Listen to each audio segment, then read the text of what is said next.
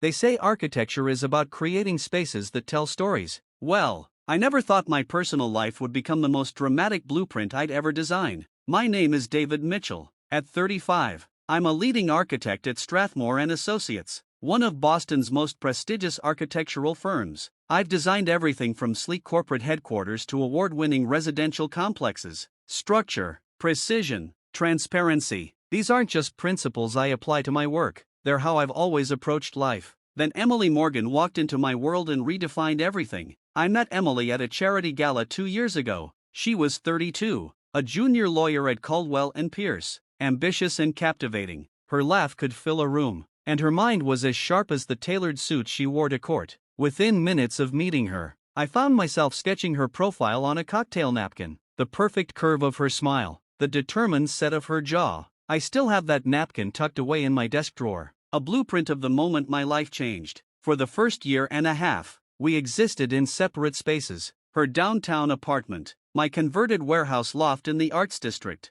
The loft was my masterpiece, a space I had designed and renovated myself. Every beam, every wall, every window placement had been meticulously planned to capture light at different hours of the day. When Emily first saw the loft, she gasped, "David, this is incredible. You designed all this, every inch," I said, watching her explore with obvious delight. "I could never live in a space like this," she remarked, running her hand along a custom-built bookshelf. "It's too perfect. I'd be afraid to mess it up." 6 months before the Hawaii incident, that fear apparently vanished. After a particularly romantic weekend in Vermont, Emily suggested moving in together. It made financial sense. Her rent had just increased, and she was already spending most nights at my place anyway. "Are you sure?" I asked. "You said you'd be afraid to mess up my perfect space." Emily laughed, kissing me softly. That was before I realized I wanted to be part of that space. Within a month, she had sold most of her furniture. "Too traditional," she called it,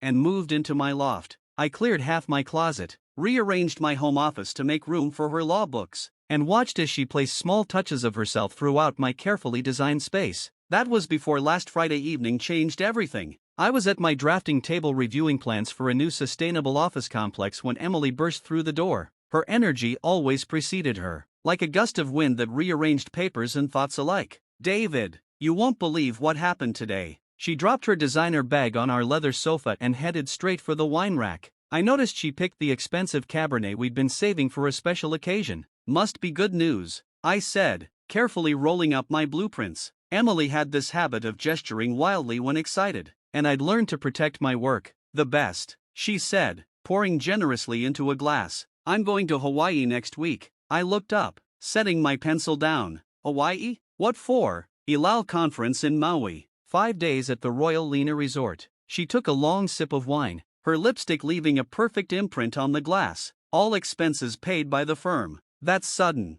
You never mentioned any conference before." Emily waved her hand dismissively. "It just came up today. Michael pulled me into his office after the Henderson meeting and told me he wanted me to go with him." Michael. The name hung in the air like cigarette smoke. Michael Westbrook, recently divorced senior partner at her firm, 40-some with a reputation for blurring professional boundaries. According to Emily's previous stories, he had a habit of standing too close during conversations and scheduling one-on-one dinners to discuss career development. "Just you and Michael?" I kept my voice even, though I could feel tension creeping into my shoulders. "It's a huge opportunity, David." Emily kicked off her heels and curled up on our sofa. "He's introducing me to the Thompson clients. You know how long I've been trying to get on that account." I set my drafting tools aside and turned to face her fully. "Is the whole legal team going?" "No, just us." She frowned slightly. "Why does that matter?" "It matters because it sounds less like a conference and more like a vacation with your boss. 5 days in Maui at a resort." Emily's expression hardened. "It's a legitimate business trip. The conference is about international property law. Michael specifically selected me because of my research on the Nakamura case. The same Michael who told you that you have bedroom eyes at the Christmas party."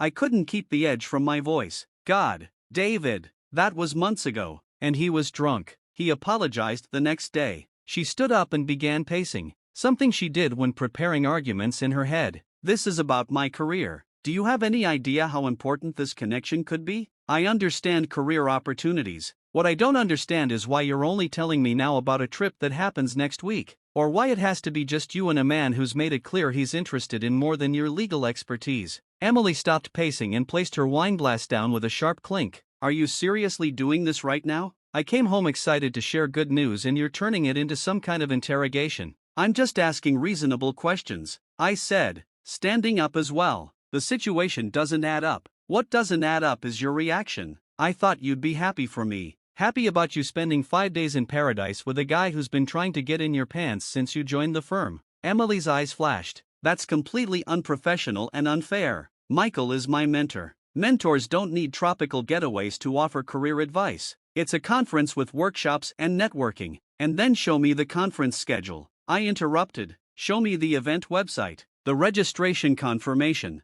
anything. Emily crossed her arms. I don't have to prove anything to you. This is exactly why I hesitated to tell you. I knew you'd overreact. So, you admit you were hiding it. I wasn't hiding anything. I'm telling you now, aren't I? I took a deep breath trying to approach this logically. Emily, put yourself in my position. If I told you I was going to Hawaii alone with Jessica from my office. Jessica who's always texting you about urgent design questions at 11 p.m. Emily interrupted. Exactly. You'd have concerns too. That's different. How? Because I trust you and I've always trusted you. But this situation feels off and you're getting defensive instead of addressing my concerns. Emily's face flushed with anger. I'm getting defensive because you're accusing me of something inappropriate when this is a legitimate professional opportunity. I walked over to the kitchen island needing some physical space. I'm not accusing you of anything. I'm saying I'm uncomfortable with the situation. There's a difference. Well, I'm going, Emily declared, chin raised. This is too important for my career. I looked at her for a long moment at the determined set of her jaw, the flash in her eyes. I'm asking you not to go as your partner. I'm telling you I'm not comfortable with this arrangement. Emily's laugh was sharp and humorless. You're asking me? You're telling me? Oh, I'm not your property. David, I'm a grown woman who makes her own decisions. Those words hit me like a physical blow, not because they were harsh, but because they revealed something fundamental. Emily saw my concern as control, not care. I looked around the loft, my loft, at the space I had created and then willingly shared with her, at the kitchen where we cooked Sunday brunches, at the skylight I'd installed because Emily once mentioned loving to fall asleep watching stars, at the home I'd built that she was treating like a hotel. You're right, I said finally, my voice cool and detached. You're not my property. I paused, the architect in me, appreciating the structural symmetry of what I was about to say. And I'm not your landlord. Emily rolled her eyes, clearly missing the significance. Don't be dramatic. This trip is happening and I need you to support me. When do you leave? I asked, already mentally designing a new blueprint, one that wouldn't include her. Tuesday morning. I'll be back Sunday night. I nodded, turning back to my drafting table. I hope it's everything you expecting. Emily seemed thrown by my sudden calm. She hovered uncertainly, perhaps waiting for more argument before announcing she was taking a shower. As the bathroom door closed and the water started running, I pulled out my phone and made a call to my attorney. James, David, it's nearly 8 p.m. on a Friday. This better be good. He answered. I need your help with something, I said quietly. How quickly can you draw up an eviction notice? Eviction? What the hell happened? I gave him the condensed version of the evening's events. James whistled low. You sure about this? 2 years is a long time to throw away over a suspicious trip. It's not about the trip, I explained. It's about the complete dismissal of my concerns, the immediate leap to I'm not your property, when I express legitimate worries. And you're certain she's lying about this conference? Not certain. No, but certain enough that I'm not comfortable with the situation. James was silent for a moment. Okay, I can have something for you Monday morning, but David Aid, as your friend, not just your attorney, sleep on this. Make sure it's what you really want. I appreciate the concern, I told him, but some decisions don't need a night's sleep. The weekend passed in artificial normally. Emily seemed to think our argument was over, that I had accepted her trip. She spent Saturday shopping for new clothes, appropriate for a professional conference in a tropical setting, which apparently included 3 new bikinis and a backless dress that cost more than my first drafting table. Sunday brought a new tension when Emily's phone rang during breakfast. She glanced at the screen, then quickly silenced it. Who was that? I asked casually. No one important, she replied too quickly. Just work stuff. 5 minutes later, her phone buzzed with a text. Emily, read it. then excused herself to the bathroom.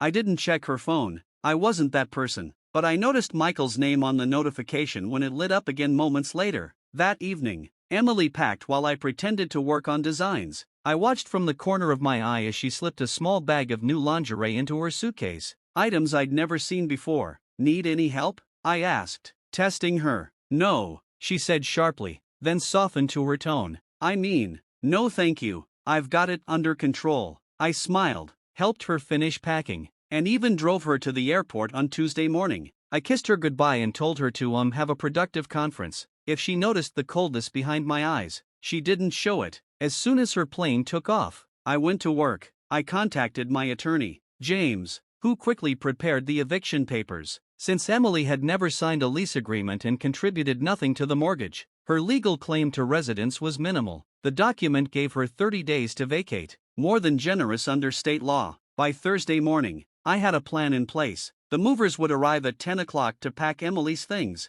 James would deliver the legal papers that afternoon, and I would have everything organized before she returned on Sunday. What I didn't plan for was the doorbell ringing at 7 a.m. I opened the door to find Laura, Emily's sister, standing there with a stony expression. "We need to talk," she said, pushing past me into the loft. Laura and I had always gotten along well. Unlike Emily, she was straightforward to a fault, a surgeon with no patience for deception or drama. "This is early, even for you," I said, closing the door. "Coffee?" "No, I just need 5 minutes." She turned to face me, arms crossed. "Emily called me last night from Hawaii." "Did she now? And what did she say?" "That you two had a fight about her trip, but that everything was fine. She wanted me to check on you, make sure you weren't sulking." Laura's expression was unreadable. "But that's not why I'm here." I waited, curious. "I saw them, David, at the resort. I'm attending a medical conference in Honolulu and I decided to island hop for the weekend.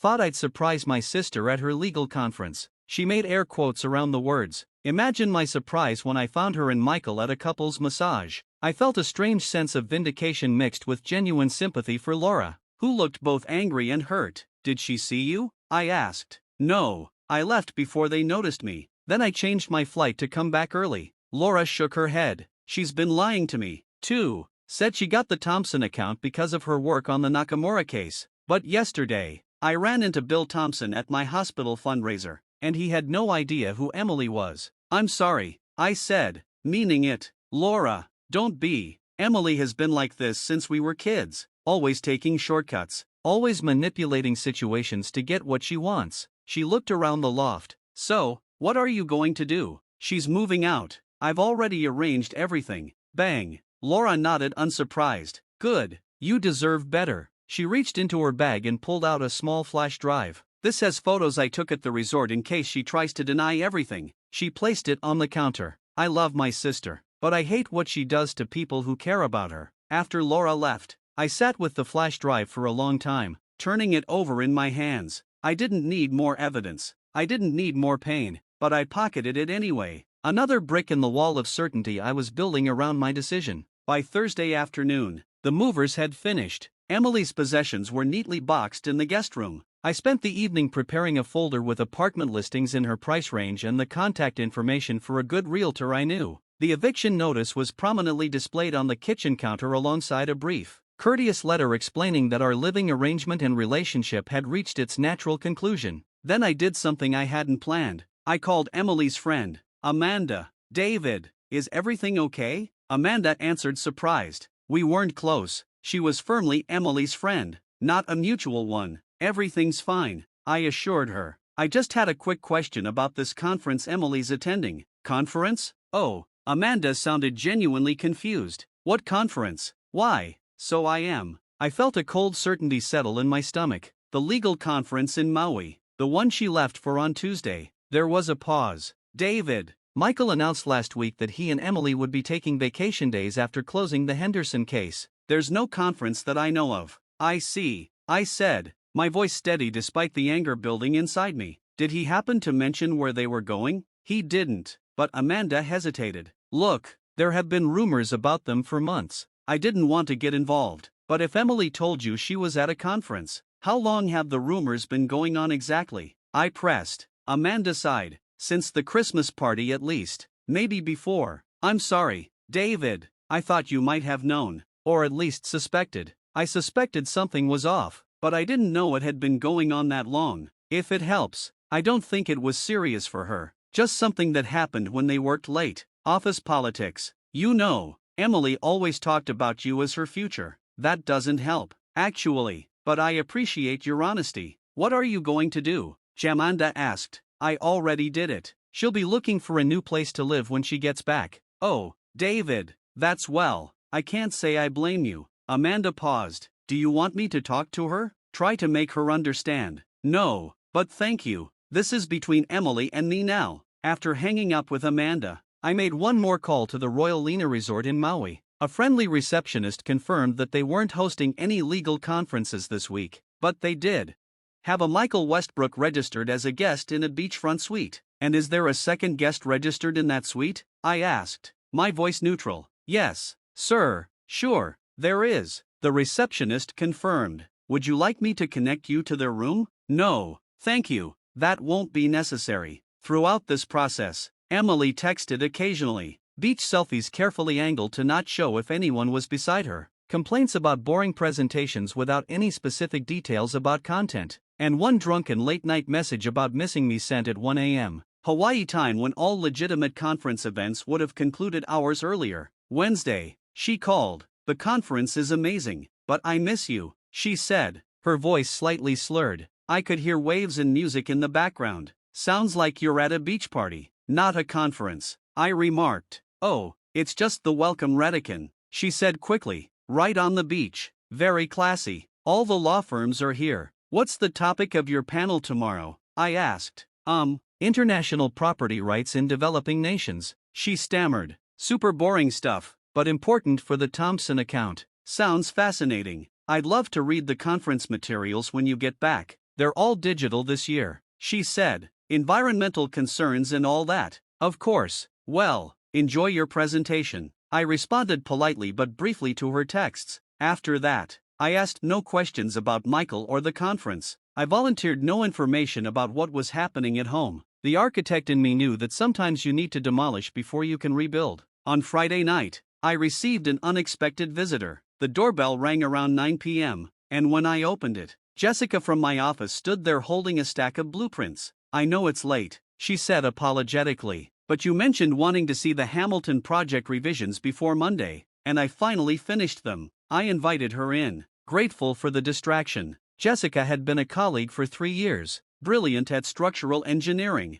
direct in her communication, and yes, occasionally prone to late-night texts about work. Emily had always been jealous of her, though I'd never given her reason to be. Can I get you a drink? I offered, taking the blueprints. Jessica hesitated. Actually, yes, it's been a hell of a week. We settled at my drafting table with glasses of whiskey, reviewing her excellent revisions to the problematic Hamilton design. The conversation flowed easily from work to architecture theory to our shared love of vintage mechanical pencils. It was refreshing talking to someone who understood my passion, who didn't roll her eyes when I got excited about cantilevers or load-bearing innovations. This place is amazing, Jessica commented, looking around the loft. I remember when it was just a concrete shell. You've transformed it. Thanks, I said, feeling a pang as I realized Emily had never shown much interest in the details of my design. It's been a labor of love. Jessica nodded, then gestured to the boxes visible in the guest room. Moving some things around, I hesitated, then decided on honesty. Emily's moving out. Actually, we're done. Jessica's eyes widened. Oh, I'm sorry, I didn't know. No one does yet. It's recent. Do you want to talk about it? Or is that inappropriate given that we work together? I found myself telling her everything. The fake conference, the dismissal of my concerns, the I'm not your property declaration. Jessica listened without interruption, her expression shifting from surprise to indignation to understanding. You know what the worst part is? I concluded. I would have supported her career ambitions if she'd been honest. I've always encouraged her professional growth, but she chose deception, then made me the villain when I questioned it. Jessica nodded slowly. You deserve better than that, David. Someone who respects your boundaries isn't asking for ownership, it's asking for basic decency. We talked for hours, the conversation shifting from my situation to a recent breakup with a man who couldn't handle her dedication to her career. There was no flirtation, No inappropriate undercurrent. Just two colleagues becoming friends through shared experiences and mutual respect. When Jessica finally left around midnight, I felt lighter than I had in days, not because I was attracted to her, though objectively she was attractive, but because I'd been reminded that healthy communication was possible, that not everyone saw boundaries as chains. The weekend brought another surprise. On Saturday morning, my doorbell rang again. This time, it was Brian, Emily's ex-boyfriend, from before we met. "Brian, what are you doing here?" I asked, genuinely confused. I'd only met him once, briefly at a bar where we'd accidentally run into him about a year into my relationship with Emily. "Can I come in? I think we need to talk," he said, looking uncomfortable but determined. I let him in, curious about what could possibly bring Emily's ex to my door. I saw Emily's social media post from Hawaii. He began without preamble, "With Michael Westbrook, and I thought you should know that she was seeing him while we were still together. It's why we broke up." I stared at him. "That was over 2 years ago." Brian nodded. "Yeah, I found out she was sleeping with him to get ahead at the firm. When I confronted her, she gave me the whole 'I'm not your property' speech and walked out." The parallel was so exact, it was almost comical. "Why tell me this now?" "Because I saw your comment on her beach photo. Hope the conference is productive." "There is no conference. Man, I thought you should know what you're dealing with." I wish someone had told me. After Brian left, I sat in silence for a long time, processing this new information. Emily's pattern wasn't new. It wasn't a mistake or a momentary lapse in judgment. It was calculated behavior that she'd been repeating for years. Sunday evening arrived. I heard Emily's key in the lock around 8 p.m. She called out my name as she entered, her voice carrying that particular tone of forced casualness that suggests someone with something to hide. "In the kitchen," I answered. Emily appeared in the doorway, suntanned and slightly disheveled from travel. She wore new earrings I hadn't seen before, small pearl studs that looked expensive. "Hey," she said, dropping her bags. The flight was absolute hell. Some kid was screaming the entire time from Honolulu to LA. I nodded, staying seated at the kitchen island. "There's coffee if you want some." She seemed to hesitate, perhaps sensing something off in my demeanor. "Thanks, but I'm exhausted. I think I'll just take a shower and crash." She stepped forward as if to kiss me, but I turned slightly away, reaching for my mug. She paused, then continued, "The conference was amazing. By the way, I made so many contacts. Michael introduced me to the senior counsel at Thompson Industries, and they're interested in having me work directly on their next acquisition." "Congratulations," I said evenly. "That sounds like exactly what you were hoping for." Emily smiled, relieved at what she perceived as my acceptance. "It really was worth it. I know you had concerns, but it was completely professional." "I'm sure it was." I gestured to the counter where the documents waited. "There's something you need to see." Emily's eyes followed my hand, her expression changing as she registered the official-looking papers. "What's this?" "Legal notice. You have 30 days to find new accommodations." She blinked rapidly as if trying to clear her vision. "Is this some kind of joke?" "No joke. I've taken the liberty of gathering some apartment bustings that might suit your needs. There's also the card for Sarah Jenkins. She's an excellent realtor." Emily snatched up the papers, scanning them with the rapid efficiency of someone used to parsing legal documents. "You're evicting me? You can't be serious. Your things are packed in the guest room. I've been very careful with them." She looked up from the papers, her face flushing with anger. "This is insane. You can't just throw me out because we had a fight. This isn't about a fight, Emily. This is about fundamental incompatibility in how we view our relationship." "What are you talking about?" "Because I went on a business trip." I stood up, my height advantage, allowing me to look down at her because when I expressed legitimate concerns, you dismissed them entirely. Because you framed my caring about our boundaries as me treating you like property. Because you prioritized a questionable opportunity over our relationship's trust. There was nothing questionable about it. Emily's voice rose. "It was a legitimate conference." "Was it because I called the Royal Lahaina Resort?" "There was no legal conference there this week. Not on international property law. Not on anything." Emily's mouth opened then closed. For once, the brilliant lawyer was at a loss for words. "I also spoke with your colleague Amanda yesterday," I continued calmly. "She was surprised to hear you were at a conference since Michael told everyone at the office you two were using vacation days for a well-deserved break after the Henderson case." "You checked up on me?" Emily finally managed, outrage replacing shock. "You spied on me?" "No. I verified facts after you left." There's a difference. Nothing happened with Michael. She probed to tested, but her eyes shifted away. A tell I'd noticed early in our relationship whenever she bent the truth. Really? Then explain these. I pulled out my phone and scrolled the photos I downloaded from Emily's cloud account, a service we shared for convenience. She'd apparently forgotten that her phone automatically uploaded pictures to it. There were dozens from Hawaii, many featuring Emily and Michael in decidedly unprofessional situations, lounging on the beach, drinking at sunset, and one particularly damning image of them kissing in a hotel corridor. Emily's face drained of color. You went through my private photos. That's invasion of privacy. Shared cloud account. Remember, you set it up yourself last year so we could exchange vacation pictures easily. I put the phone down, but honestly, the photos just confirm what I already knew. The betrayal happened when you lied to my face, not when you slept with him, you bastard, she hissed, tears forming in her eyes. You set me up. You acted like everything was fine, that you were okay with a trip, and you acted like you were going to a conference, not a romantic getaway with your boss. I guess we're both good at pretending when we need to be. Emily's strategy shifted. Her shoulders slumped and her eyes welled with genuine tears. David, please, I know I messed up, but you can't just throw away 2 years over one mistake. One mistake. Let's count, shall we? 1.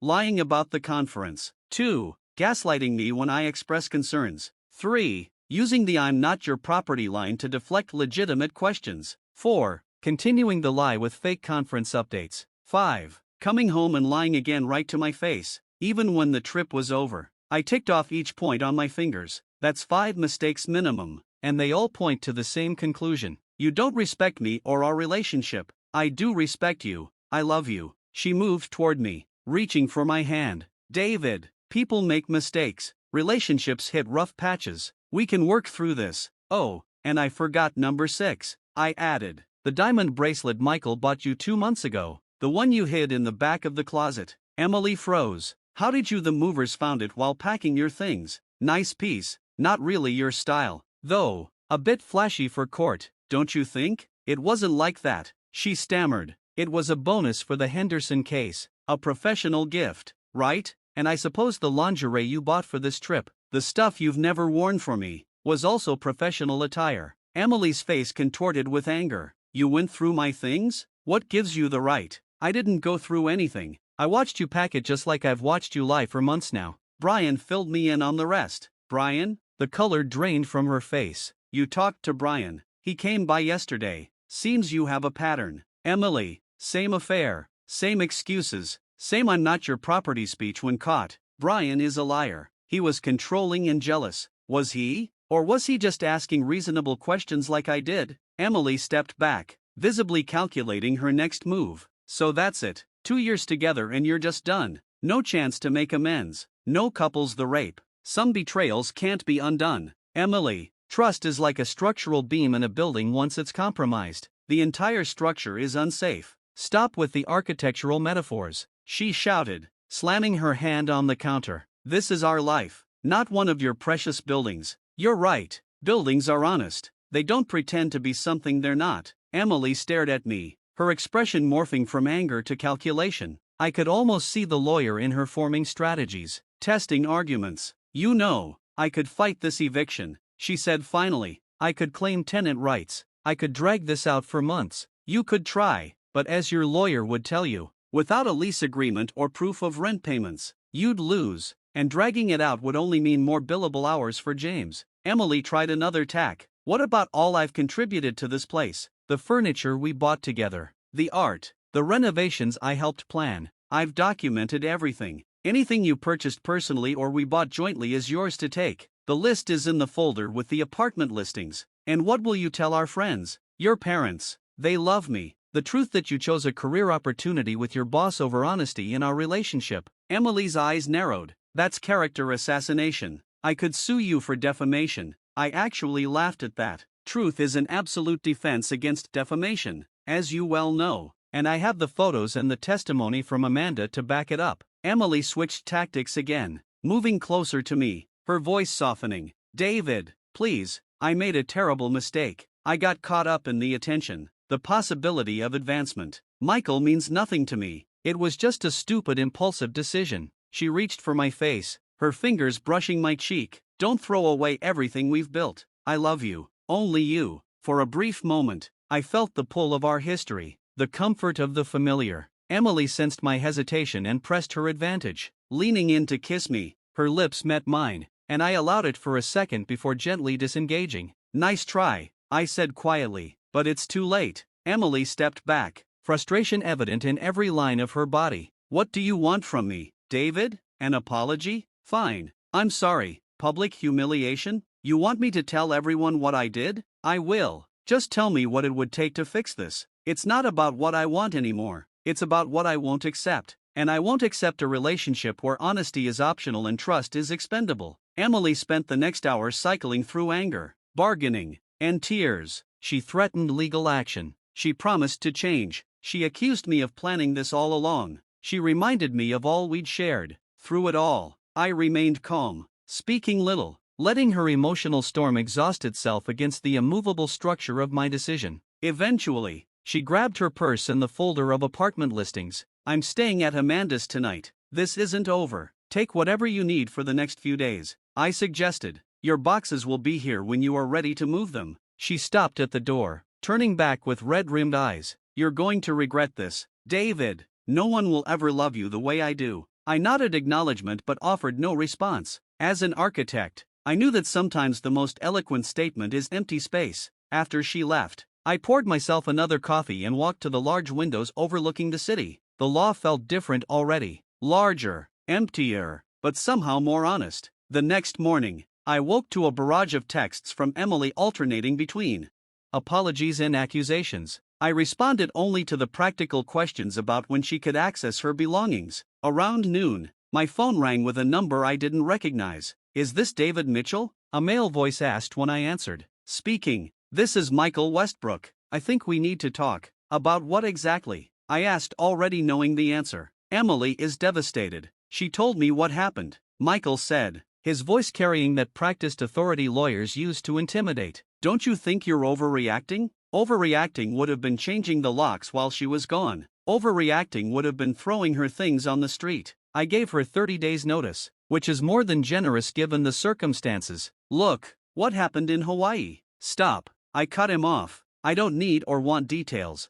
This isn't about jealousy. Then what is it about? He asked, sounding genuinely confused. Respect, honesty, trust, all the things that were missing when Emily dismissed my concerns and lied to my face. There was a pause. Then Michael's voice lowered to a conspiratorial tone. Between us men, she can be difficult, emotional, but she really does care about you. I almost laughed at the absurdity. This man who'd participated in deceiving me was now trying to bond with me over Emily's supposed emotional nature. She cares so much that she lied about your conference and tried to make me feel controlling for questioning it. I replied, that's not care. That's manipulation. You're making a mistake, Michael warned, his tone shifting. Yaeli has a promising future at our firm. I'd hate to see this personal situation affect your professional relationships. Is that a threat? A friendly warning. My firm works with several developers who use your architectural services. I smiled though he couldn't see it. Let me offer you a friendly warning in return.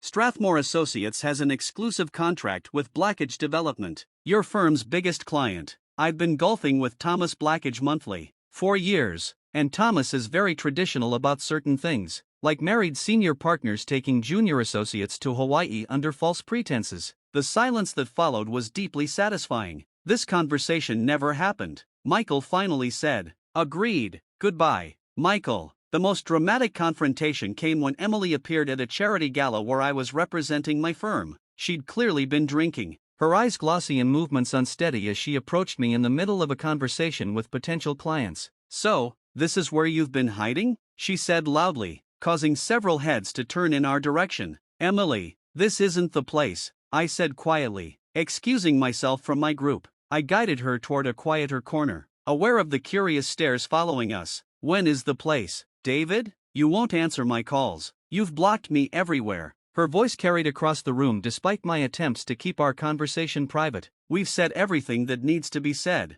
I replied, keeping my voice steady. Please don't make a scene. A scene? She laughed bitterly. You want to talk about scenes? How about the scene where you packed up my entire life without warning? Or the scene where you accuse me of sleeping with my boss based on some photos that prove nothing? By now, Several colleagues were openly watching our exchange. Thomas Blackage, the developer I'd mentioned to Michael, approached with concern. "Everything all right here, David?" he asked, eyeing Emily wearily. "Everything's fine, Thomas." Emily was just leaving. "I'm not going anywhere until you hear me out," Emily insisted, grabbing my arm. "I lost my job because of you. Michael put me on probation after your threats. My career is ruined." "I made no threats," I corrected her. "I simply reminded him of potential consequences for his actions." "You had no right," she was shouting now, mascara running down her cheeks. "You think you're so perfect, so morally superior. Did you tell your fancy friends here how you invaded my privacy? How you went through my personal photos?" Thomas placed a hand on my shoulder. "Security is on their way. Do you want to press charges?" "That won't be necessary," I said just as two security guards appeared. Emily saw them approaching and something in her seemed to break. Her anger collapsed into despair. "I loved you,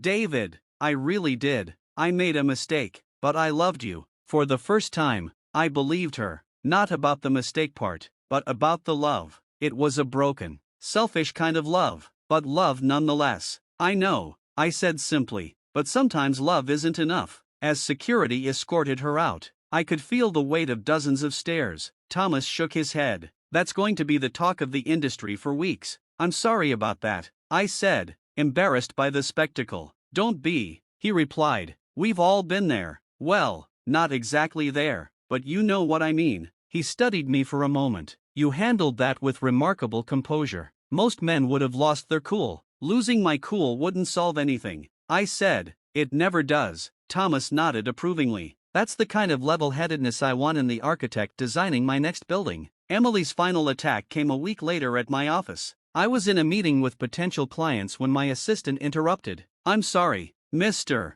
Mitchell, but there's a woman insisting on seeing you. She says it's an emergency." Before I could respond, Emily pushed past my assistant into the conference room. Her eyes were red, her appearance uncharacteristically disheveled. "David, you need to come home now," she announced, ignoring the stunned faces of my clients. "Emily, I'm in a meeting," I said calmly. "Whatever this is, it can wait." "No, it can't." She took a deep breath. "There's been a flood in the loft. A pipe burst in the bathroom. Everything is underwater." I studied her face, recognizing the lie immediately. "Is that so strange that the building manager hasn't called me?" Emily faltered. He tried but couldn't reach you." I took out my phone, showing the screen with no missed calls. "Emily, please leave. We can discuss whatever this is later." "You don't understand," she persisted, her voice rising. "I need to talk to you privately. It's important." One of my clients, an older woman named Margaret, spoke up. "Young lady, I believe Mr.